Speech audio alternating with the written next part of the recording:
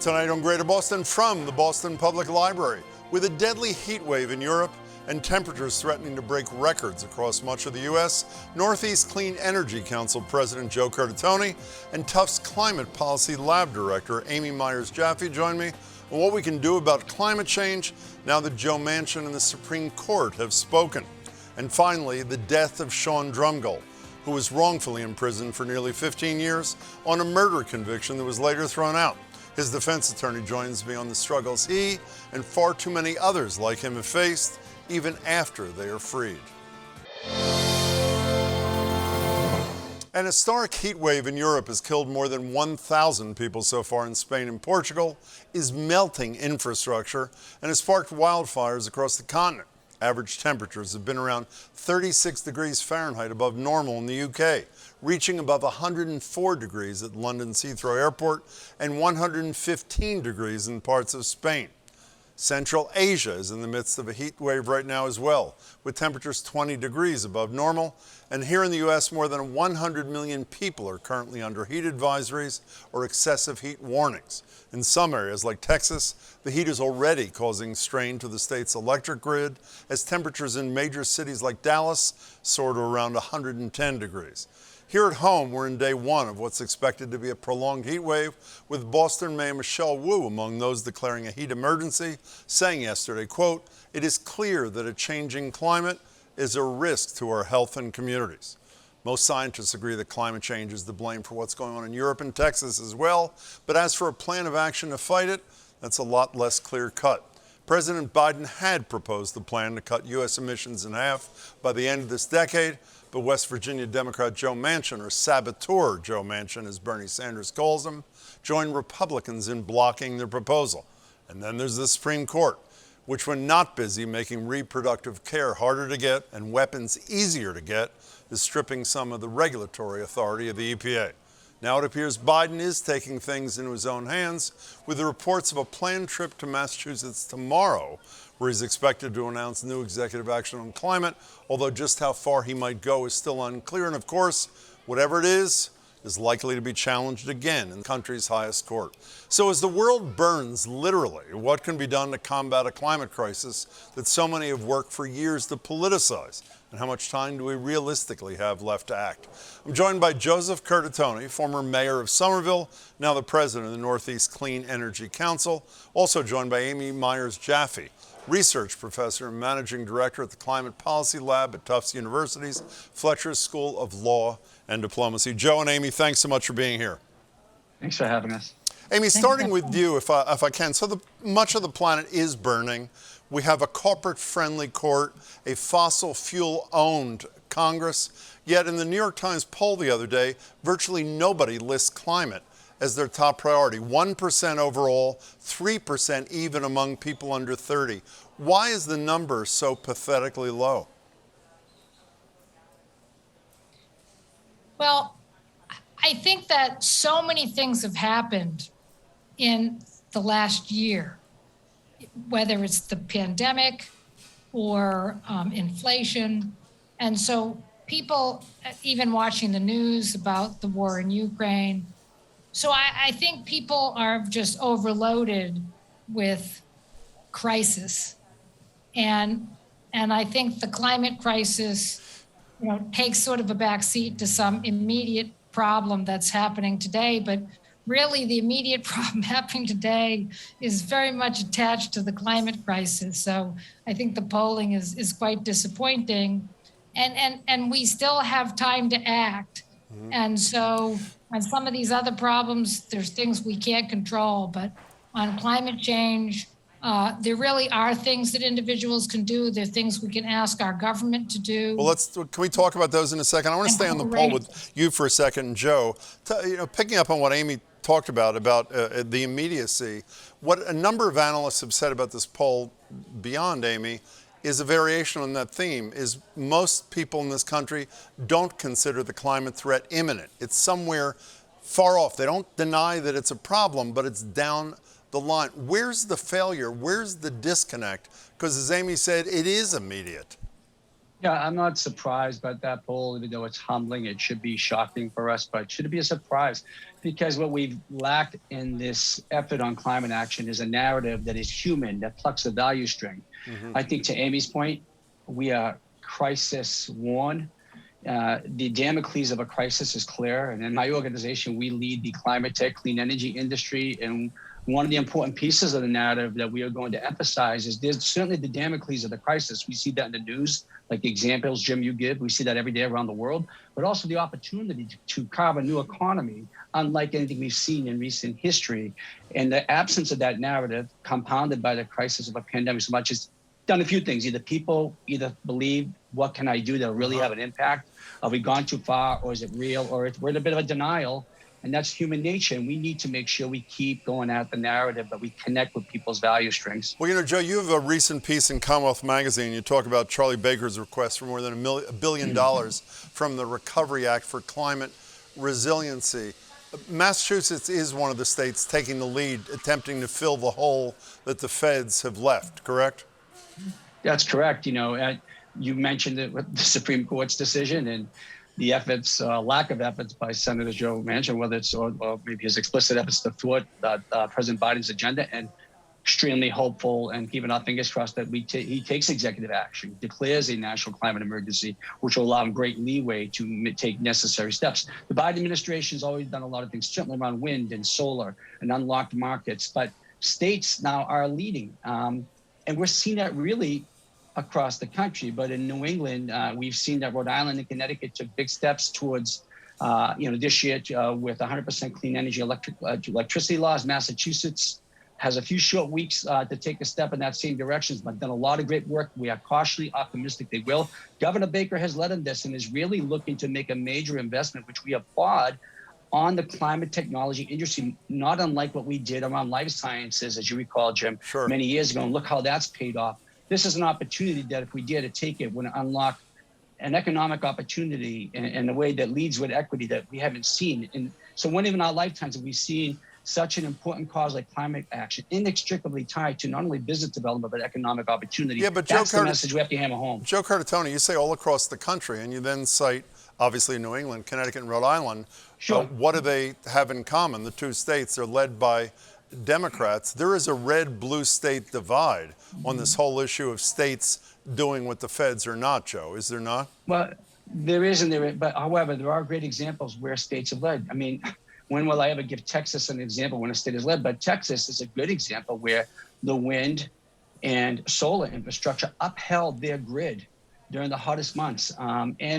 We're seeing advances in agricultural technology, which is important to, fostering the ecosystem. There are examples. Now, there's a big gap there in many states, but this is not, the opportunity is not exclusive to the Northeast or the West Coast. It's across the country. If we dare to take it, the investments need to be made across our country. So, Amy, I'm sorry, go ahead, Amy. Sometimes you have to separate the political rhetoric, which is unfortunate, from what's actually happening. So one of the things that actually has happened in Texas, to Joe's point, is they have actually passed and reformed the rulemaking so that they can apply more battery storage and other kinds of new technologies to sort of help protect the grid from the unreliability factor. And some of these new technologies are really quite helpful. So I do think you see, even in the red states, you do see people taking actions. You see non-governmental organizations, banding together to help people in times of crisis, whether that's a heat wave. You see more cities looking at cooling centers and other kinds of facilities. So I think there is this potential for local action. Amy, Joe Curtatone just mentioned executive action by Joe Biden. Ed Markey was on the radio with us this morning, also mentioned it, hoping it comes in Somerset tomorrow when he visits Brayton Point. Briefly, what could Joe Biden do without congressional authorization? Well, I mean, there are, policies that can be put into place that are either encouraging, like we said, sort of some emergency regulations that might favor cleaner emission, cleaner low carbon fuels, and also just sort of workarounds to the rules we already have on the books. He could also say things like no drilling on federal lands, but he's already all in on that, is he not, Amy? I think we have to make a distinction. People don't cut the president slack. Because we have this issue of what are we doing for 3 months because of the crisis with Russia, and what's the 10-year trajectory? That's where I think the president sort of tries to navigate. Thread the needle, right. Right, because in a place like New Mexico, allowing companies to drill for natural gas and then that natural gas is going to be exported to Europe, those wells are only going to last for a year. And so that doesn't obligate us to, 30-year facility. Understood. Like the export terminal, which we don't want to do. Joe, you want to say briefly about that? Yeah, I just wanted to build upon that to Amy's point. Look, the Biden administration has done a lot to unlock markets and bring technologies to the forefront. We have ready technologies that have matured to a level that are reduced by 60% our emissions over the next 10 years. That's big. And the others have to come to a level of maturity. So the president has the ability, like he's done around the solar tariffs and to advance wind, to help unlock markets, like Charlie Baker wants to do with the Massachusetts Clean Energy Center. Those technologies are across the country. We have seen the greatest increase in investment on the venture capital side. I think a 3,250% increase in the last 18 months alone on climate tech. We're seeing traditional lending that way. This means jobs. This means revenue. Those benefits are localized to every city and every community and every state in this country. And we're going to be a leader. And the markets are going down. I'll just say this.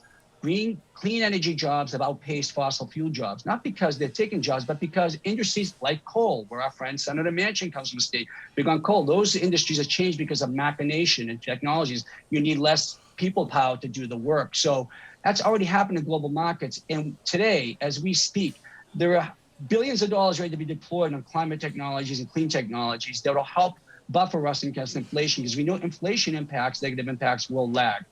Amy, I want to go back to you. Obviously, we don't operate in isolation in the United States. And when Senator Markey was with us on the radio this morning, I asked him about how we remain global leaders when our Congress and our Supreme Court is in retreat. And here's part of what Senator Markey had to say. You cannot preach temperance from a bar stool. You cannot tell the rest of the world what the best behavior is if you're not engaging in it yourself. And so whether it's climate or women's rights or gun safety, we're in a process of losing our moral authority and as a result, our political authority. So, Amy, that's a real conundrum, I assume. I wouldn't want to be John Kerry today. What's the way around this? Is there a workaround? Well, I think the president has to use what he already has. He has the infrastructure he can put forward and fast track because we've already approved it in the infrastructure bill.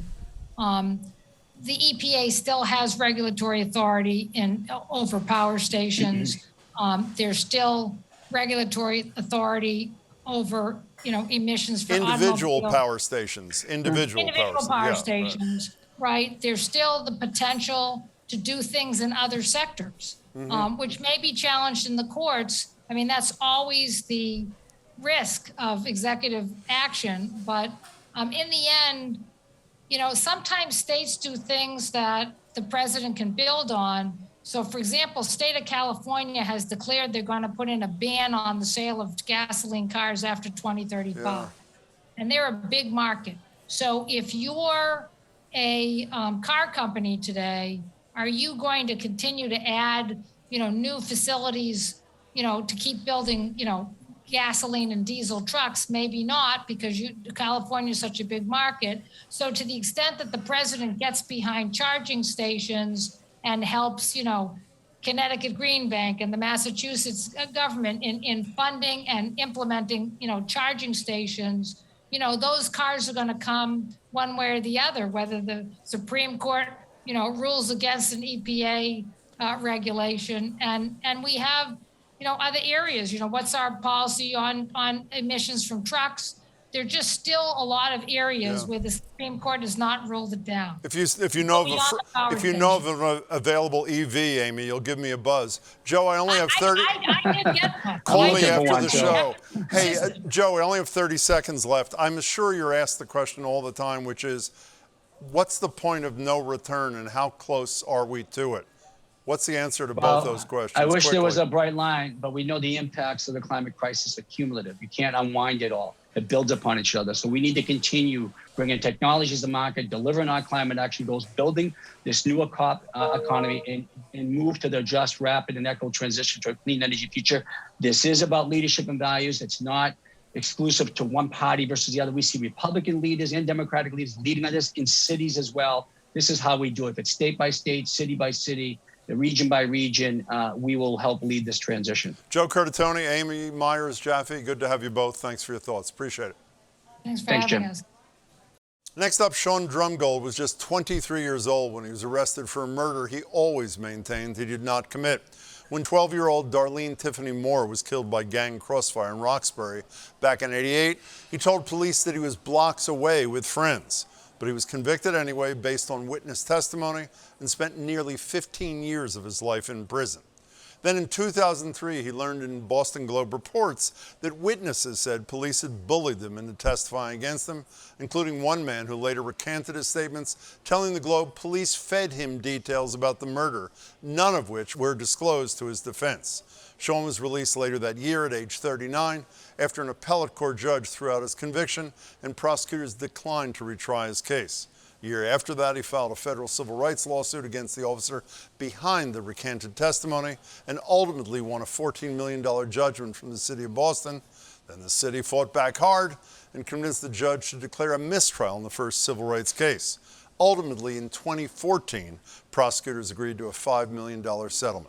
Of course, no amount of money can erase having 14 plus years of your life stolen from you and a criminal record casting a shadow over your life long after. And after years of health issues, Shawn Drumgold died last Monday, reportedly after suffering an aortic aneurysm at age 57. I'm joined by the defense attorney who fought to get Shawn's conviction overturned, Rosemary Scapiccio. She's also obviously fought for against wrongful convictions of many others, including Shawn Ellis, who after 22 years was released. His case was documented in the Netflix documentary Trial 4. Rosemary, it's good to see you. Good to see you. Thanks for having me. So can you remind people, flesh out a little bit of what I say, why was Shawn's conviction overturned? What misconduct ultimately was brought to the attention of the court? Because two Boston police officers, and I think there was more than two, but we proved two, paid a witness to say that he saw Shawn right before the murder, that Shawn talked to him about going in the direction that the murder was supposed to be, and that Shawn talked to him about having guns that were hot after the homicide. And he was an individual that at trial, the defense attorneys had no explanation for. And it turns out, we found out 15 years later that the police paid him and fed him the details of the crime so that he could testify. He never saw Shawn. Shawn never had a conversation with him.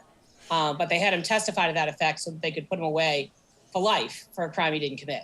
Well, also, wasn't there a prosecutorial witness for the prosecution who ultimately the prosecution failed to disclose to you that in fact she had, I believe, I'm not sure, brain cancer and was impaired?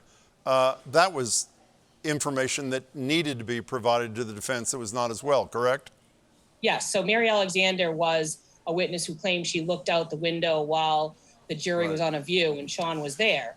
And she claimed she recognized Shawn as a person she saw that night. We found out later that the police had been to her house many times, that she had been suffering from brain cancer, that her mom had told the police that she has no memory, that she has no ability to help them out in any way, and they failed to disclose all of that information to us. When Shawn did finally get out, thanks to the Globe reporting and your incredible work, where did he live? Well, when he first got out, he was homeless. And so Shawn had a very different experience. Shawn Drumgold had a very different experience than Shawn Ellis, because when Shawn Drumgold got out, there was no Exonery Network. And so when he got out, he couldn't stay with his family because he had a felony conviction. He couldn't stay with his mother, who was in public housing, because he had a murder conviction on his record. He couldn't stay with his wife and his daughter, again, because they were living in a place where they couldn't have anyone living there with a felony conviction. So he was homeless. And He was couch surfing for a long time. how was Shawn Drumgold's health when he got out of prison? Well, I think anyone who gets out of prison after 15 years, especially back then, there's no regular doctor who sees you for a physical back when Shawn Drumgold was serving time. And so he hadn't really had a regular physical. He hadn't had regular dental care. He hadn't had anyone checking on his cholesterol, on his diabetes, any of those types of things. So that when you get out and you haven't had those things checked for 15 years, clearly you're going to have some issues. And so, he did well, I think, out there while he was out there. But he spent 15 years in a place where he got virtually no health care whatsoever. And Rosemary, obviously, when police misconduct is found by a court, I'm assuming there are a bunch of police officers who are not terribly happy with the person whose conviction was overturned. Did the police target him at all once he was a free man? I think they still believe to this day that he committed the crime, which is ridiculous. But I also believe that once he filed the civil suit, that they absolutely targeted him. How so? They stopped him they stopped him on a number of occasions. They charged him with some crimes that he didn't commit. We went to trial at least twice and got not guilty verdicts as a result of them charging him with crimes that he didn't commit. They wanted him to become something that he wasn't, so that his case would be less valuable to a federal jury. And, I, as I've said to you many a time, I can't imagine how someone survives 15 years or longer in jail for a crime that he didn't commit. I also can't imagine once you're finally freed that you have to live homeless with inadequate health care, being targeted by the same cops who are responsible for you going to jail for 15 years. How did Shawn Drumgold deal with all this once he got out? Well, I think he was very, very much supported by his family, but they were people of very limited means in terms of finances. So it wasn't like they could put him up in a hotel room. It wasn't like they could get an apartment for him. They were barely scraping by as it was. And so the limited resources that his wife and his mother and his family had at the time just weren't enough to set him up in a situation where he could be successful. And just to be clear, correct me if I'm wrong, my math is wrong. For those who hear the $5 million figure that I mentioned a minute ago, and I should mention Nancy Gertner, a frequent guest on this show when she was a federal district court judge, presided over this case. It was either 10 or 11 years after his release that this settlement was finally reached. Am I not correct about that? It was actually almost 12 years after the settlement was reached. So they fought us for 10 years. The city of Boston fought us.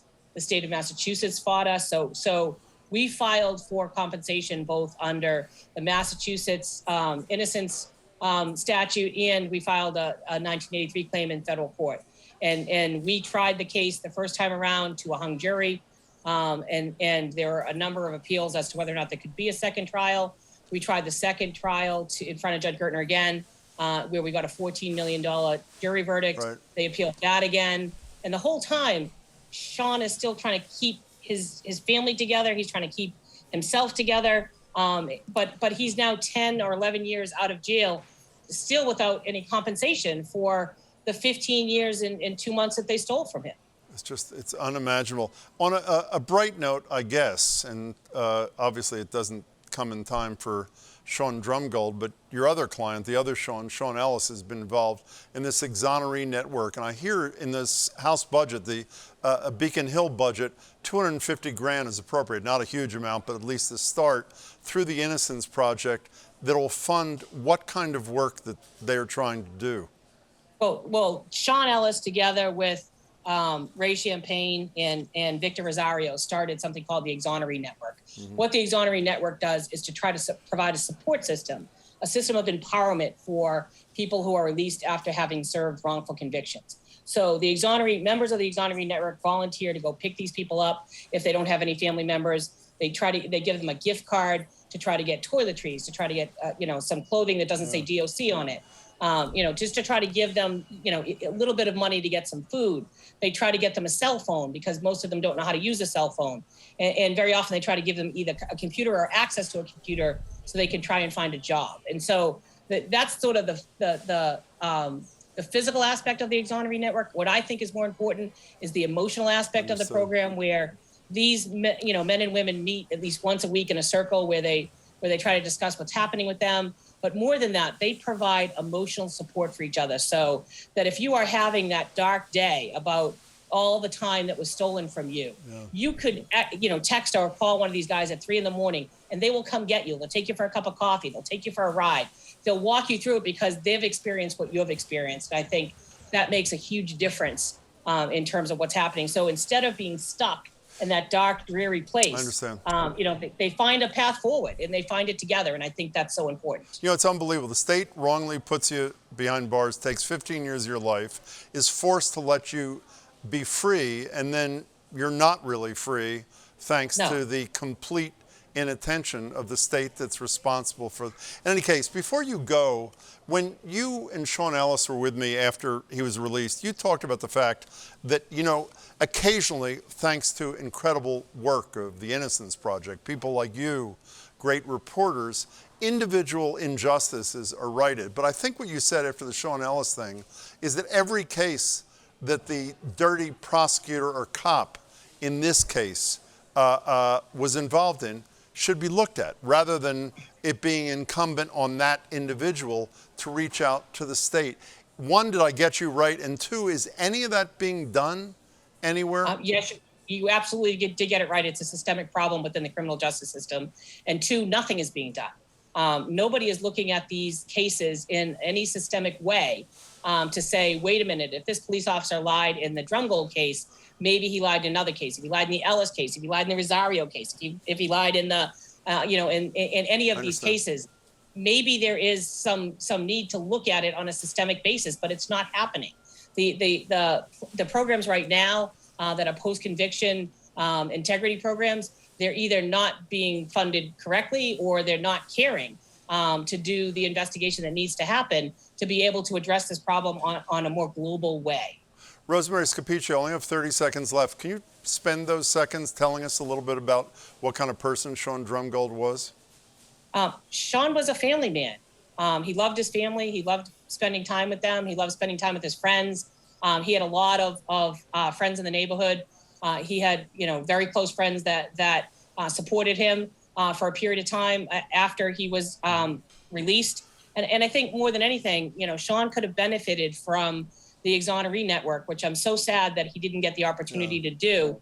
And I'm hopeful that even though this $250,000 grant was given, it's a great start, but there needs to be so much more. There needs to be housing in some sort of housing purchase for these people when they get out, because right now there's nowhere for them to go. And they either go into, some sort of drug treatment halfway house, which is a disaster, if you ask me, or they're homeless and they're couch surfing. And that's not fair. That's not the right way to treat these people who have been wrongfully convicted, who have been exonerated by the court system, and who have been forgotten by the state of Massachusetts. I couldn't agree with every word more. Rosemary, thanks so much for your work and your time tonight. I appreciate it. Thanks so much for having me. That's it for tonight. We're back tomorrow. Thank you for watching, and please don't forget Ukraine.